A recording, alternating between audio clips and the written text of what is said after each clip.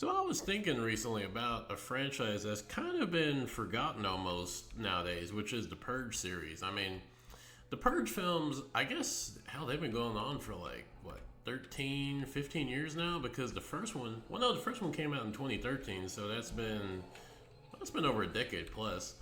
I mean, it's actually kind of crazy. I didn't even realize this till I went back and was looking at the Purge films, but I forgot that Ethan Hawke was in the first film, which is crazy to think about because after the first film, I don't think Ethan Hawke ever. I mean, I'm gonna be honest, I haven't seen that film in forever, so I don't remember if he died or what, but he never came back, and then Frank Grillo took over, and I mean, he's pretty much been the poster child of the Purge series since then, but the Purge films, they've kind of just died out, over the last few years. I mean, the last real big Purge film was Election Year, which came out in 2016. And it was actually pretty timely because it came out right with the Trump Hillary Clinton election, which now just seems like, distant history. Not even distant, far history at this point. And so it was a pretty timely film that came out with all the, shit going on with the election.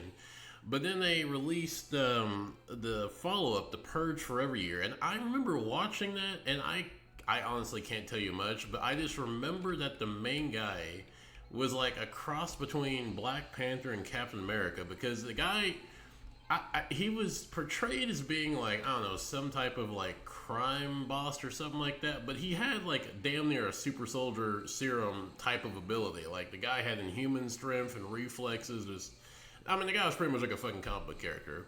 I can't tell you much else. I can't remember like much else, or even can like tell you much else about the film. I just remember that the main guy was just cartoonishly, insanely overpowered for like this grounded, realistic film. But there was actually a show about the Purge, which I didn't even see. I vaguely remember hearing about it when it first came out, but I never saw the show. And it's kind of crazy to think that the Purge could be a show because I mean, the premise is cool for a movie, but I guess you could stretch out a 12, because, the whole premise of The Purge is, for 12 hours, all crime is legal. So I guess you could, like, make an episodic series of, like, each, I guess, episode is, like, an hour or something. Or you could, like, deal with the in-between. But I don't know, I feel like there's not enough for The Purge as a concept to kind of really make a show. And I guess the show got a few seasons, which is kind of surprising. And now there's a potential a sixth movie that's going to get made.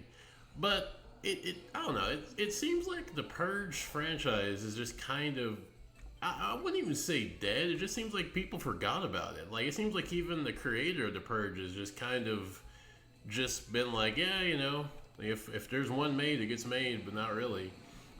I mean, I don't know, I feel like the Purge, it is a very simple, kind of ridiculous. No, it's a very fucking ridiculous idea because the whole concept of the Purge is like America is this perfect society. Like there's no crime. It's pretty much like the pinnacle of perfection for a society. And the way that they are able to have this is because for 12 hours, all crime is legal, including murder. They all, in every trailer, I remember for Election Year, Anarchy, even for pretty much all the films, they all make it a point to say, even murder. Like, I don't know why that's so exceptional. Like, all crime's legal, but like, yeah, hey, remember murder? That's like, you can do that too. I mean, that should just be grouped in with all crime, but the idea that somehow, like, it's like implied, not even implied, it's stated that having this 12-hour period to just have all crime legal somehow makes a perfect society. Now, how that works, the logic behind that has never been explained really. I think they probably tried in one film, and it probably was just fucking stupid. I think, now I'm thinking about it, I think they may have actually tried to explain it in Election Year, I think, about like how it kind of is like an outlet for people where they can just kind of vent their frustrations and stuff. But I mean, I don't know. There's so many things wrong with this whole idea of like, so for 12 hours you can do any type of crime and there's no legal ramification. There's no police force. There's no nothing. Like, it's just a complete free for all. Like, everyone defend for themselves. Anything that happens goes. And I guess also because any crime done during that time, like, there's no like long term consequences. Like, you can't go to jail 4 years from now because you killed someone on the purge. It seems like that's just like a free for all where anything you do on that night or that period is all forgiven. And I mean, I don't know. There's no way that this would make a perfect society. In fact, it would probably make the most fucking chaotic, destabilized system because I don't even know, how do you rein in a society after this? Like, because unless there's just some insane, like, Hunger Games level type of military force that comes in after the purge that just, like, forces a complete shutdown of all criminal activity. I don't even know how that happens. Like, because you can imagine, there's going to be terrorists. Every type of potential criminal are going to be out in full force. And, as this has gone on for however many years, people have, gotten pretty good at doing this. And so I just don't see, like, how do you suddenly stop all this? Like, what are the safeguards in place to suddenly just make everyone just stop doing it? Because, and again, it's been a while since I've seen the movies, but, like, it does kind of seem like once the 12-hour period's over, people are kind of like, oh shit, it's over. Like, we can't purge anymore. And it's just like, but why? Like, I mean, if every emergency service is completely inactive, like there's no police, there's no National Guard, there's no military, nothing is intervening, nothing is involved with, stopping the activity. How are they? I mean, I guess you could say that they come in full force, but then, like, that's just going to be a fuck situation because you're going to have an entire country in a free-for-all of absolute fucking anarchy. You're going to need the military, the National Guard, every type of military force you have is going to have to be out in full force to try to rein in that. And that's just going to cause days of civil unrest. It's going to cause days of riots, of, outbreaks of violence, of, police versus people. Like the idea that this 1 12-hour period is going to solve all the humanitarian and societal problems, it is fucking insane. But, I mean, it's, okay, you get past all the flaws of the premise and, you just look at the premise itself. It can be fun. Like, I like the election year. I thought that was pretty good. I think the best of the Purge films is Anarchy. Funny enough, I think that the first film is probably one of the weakest films because even though that film kind of like introduces us to the Purge universe, it really doesn't do much with the concept of the Purge because what makes a Purge film interesting is like seeing it from a grand either like national scale or like a big scale. Like seeing it from just like a handful of people in a house. You really don't need a premise like the Purge today. You can just make that just a generic home invasion film. Like you don't need this full on, all crime is legal across the country in this strange dystopian society. Like it, you don't need this overly, complicated cartoonish plot for that. But, I think that they did build on that better. So I think that this is a case where the following films actually were better than the first film, which is kind of funny because it's normally the opposite. Normally, the longer a franchise like The Purge goes on, the worse they get. And, I don't know. I don't think, none of these films, I would say, and I don't think anyone, even people who like the films, I don't think they would call these, superb films or, peak cinema by any means. But, they weren't by and large bad films. The only film I haven't seen, I can't really tell you if it's good or bad, is The Forever Purge. And it seems like that film's just been kind of forgotten. Like, I haven't even seen people really, even when it came out, like, I remember seeing a trailer for it, and I don't even remember seeing pretty much anyone even talking about it. I didn't see any reviews about it. I didn't see people talking about it online or anywhere. So it seemed like that was just kind of a forgotten entry into The Purge.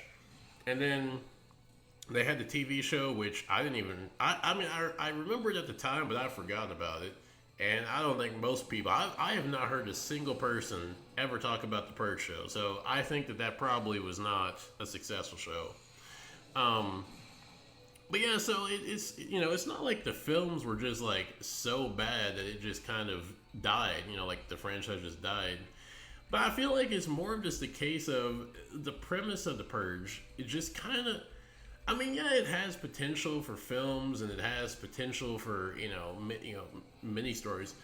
But I feel like at a certain point, there's only so much you can do with it because, all crime is legal and there is a lot of things you can do with that. I mean, you can have like different groups, what they do, or like individuals of like what they, why they are gonna do things on the purge. But I think by and large, once you get to the third film, I don't know. It's like, what do you do from here? Because and especially with how the Purge films themselves kind of played out, like, we went from a kind of pretty grounded, home invasion story to the literal president being in danger, or like the president, like, nominee being like in danger of being killed or assassinated. So, like, the stakes have been pretty up to as high as they could be. And then, oh, yeah, that's right. I forgot. I think at the end of the election year, I believe the candidate, I think she got elected. I thought that she actually ended the purge. That's right.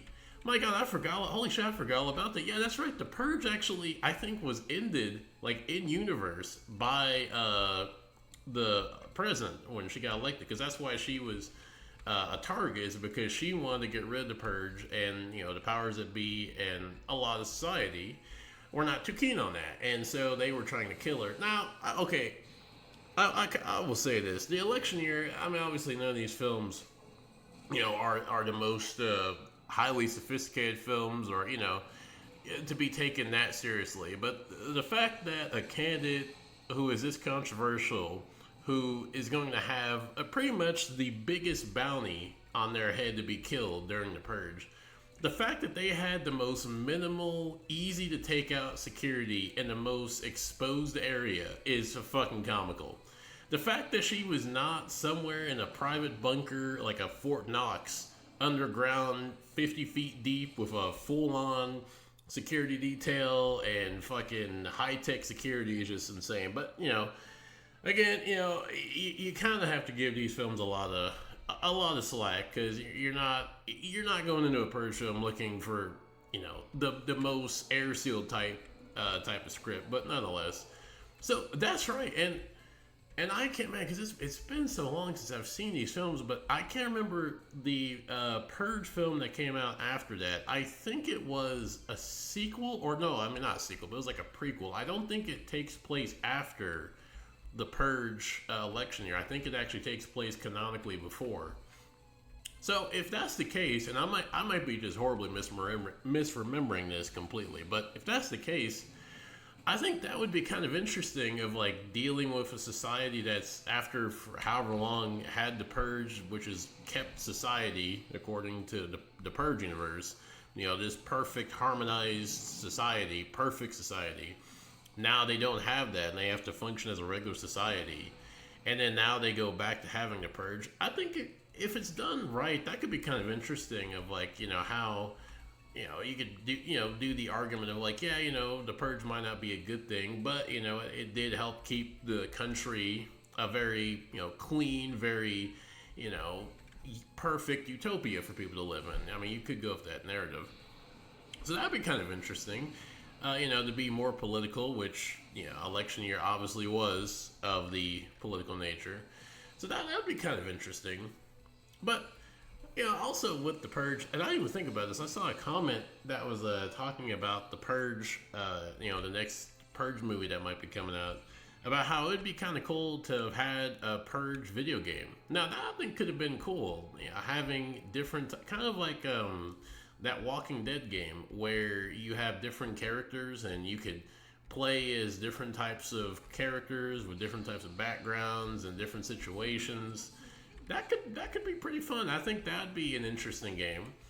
So you could do a Purge game. I think that might be more fun, more interesting than doing another Purge film, because I don't know, at this point, yeah, the Purge, it's it's an out there concept, and the thing about the films is that there's always something, generally. I mean, I don't know about the last one, the Forever Purge, because I didn't see that one. But even I guess even excluding the first one, the main two, Election Year and Anarchy, there's normally some enjoyable moments, some fun in there. There's always some type of creative, shocking scenes you see of like people, committing horrible acts on other people.